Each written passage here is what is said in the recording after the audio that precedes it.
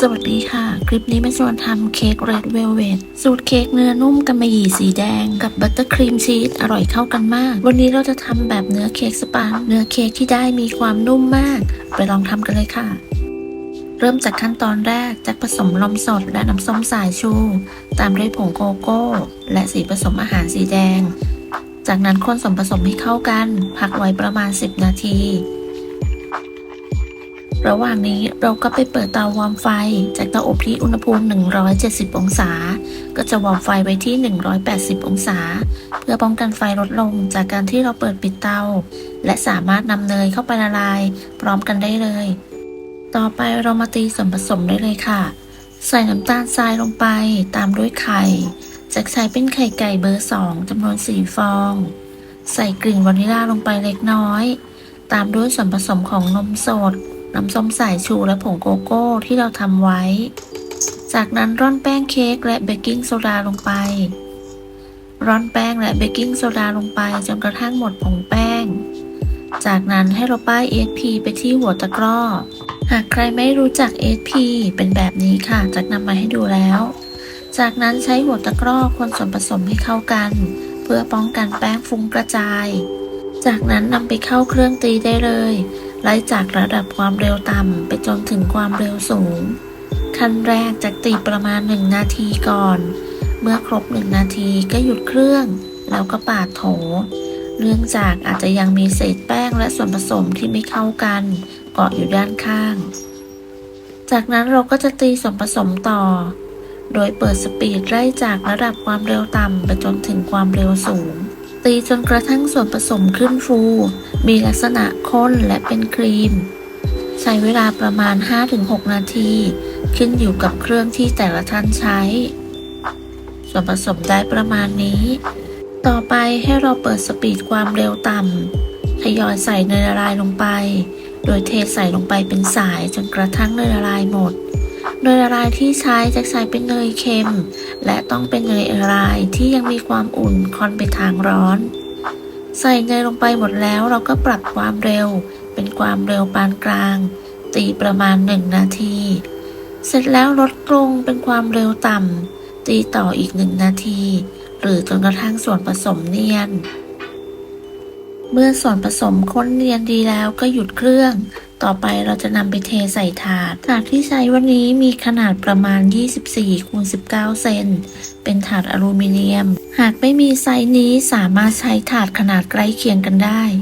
เทส่วนผสมลงไปทั้งหมดจากนั้นเกลี่ยส่วนผสมเพื่อไล่อากาศแล้วก็เคาะเบาๆก่อนนำเข้าอบเพื่อไล่อากาศอีกครั้งแล้วก็นำเข้าอบได้เลยอบที่อุณหภูมิ170องศาใช้ไฟบนล่างไม่เปิดพัดลมจะใช้เวลาประมาณ20 นาทีเมื่อครบเวลาก็นำเค้กออกจากเตากระแทกพิมพ์เบาๆให้เค้กเซ็ตตัวแล้วก็พักเขาไว้ให้เย็นระหว่างนี้เราก็ไปตีครีมกันใส่เนยเค็มและครีมชีสรวมกันจากนั้นเปิดสปีดความเร็วสูงตีจนเนยและครีมชีสเข้ากันตีจนครีมมีลักษณะอ่อนนุ่มและกระจายตัวจากนั้นหยุดเครื่องแล้วก็ปาดชามผสมต่อไปให้เราใส่น้ำตาลไอซิ่งหรือจะใช้นมข้นหวานก็ได้ตามแต่สะดวกก่อนที่จะเปิดสปีดจะใช้ตะกร้อคนให้เข้ากันก่อนเพื่อป้องกันน้ำตาลกระจายฟุ้งจากนั้นเปิดสปีดความเร็วสูงตีจนกระทั่งส่วนผสมขึ้นฟูมีลักษณะสีอ่อนลงหรือเป็นสีขาวครีมเมื่อได้ขึ้นฟูแบบนี้แล้วต่อไปแจ็คใส่กลิ่นวานิลลาเพื่อเพิ่มความหอมจากนั้นก็จะเปิดสปีดความเร็วต่ำตีเพื่อไล่อากาศเพื่อให้ครีมของเรามีลักษณะเนียนขึ้นเสร็จแล้วนำครีมที่ได้ไปใส่ถุงบีบเดี๋ยวเราจะนำไปบีบบนหน้าเค้กใส่ถุงบีบแบบนี้เวลาปาดครีมจะได้เรียบเสมอกันเค้กที่เราพักไว้จนเย็นแล้วนำออกจากถาดแจกสไลด์หน้าเค้กเพื่อให้เรียบเสมอกันเศษหน้าเค้กนี้ไม่ต้องทิ้งนะคะเดี๋ยวเราจะนำมาตกแต่งด้านบนจากนั้นบีบบัตเตอร์ครีมชีสลงไปบนเค้กให้ทั่ว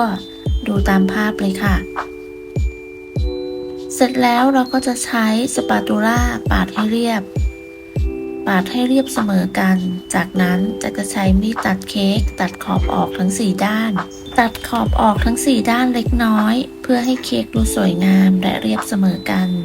จากนั้นเราก็มาตัดแบ่งชิ้นเลยค่ะ ตัดแบ่งตามขนาดที่ต้องการได้เลยแจ็คตัดแบ่งออกเป็น12ชิ้น ชิ้นละประมาณ2 คูณ 2 นิ้ว เศษของหน้าเค้กที่เราตัดไว้จะนำมาบดผ่านกระชอนร่อนแป้ง จากนั้นนำไปร่อนบนหน้าเค้ก ก็จะได้เค้กที่สวยงามหน้าตาแบบนี้เลยค่ะ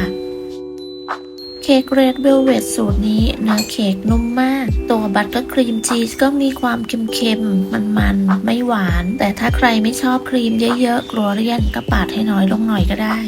เค้กเรดเวลเวทสีแดงเหมาะกับเทศกาลคริสต์มาสมาก คริสต์มาสและปีใหม่นี้อย่าลืมลองทำกันดูนะคะ ขอบคุณสำหรับการติดตามรับชมคลิปนี้ หากเพื่อนๆชอบก็อย่าลืมลองทำกันดู ได้ผลยังไงก็มาคอมเมนต์คุยกัน คลิปนี้แจ็คต้องลาไปก่อน พบกันใหม่ในคลิปหน้า สวัสดีค่ะ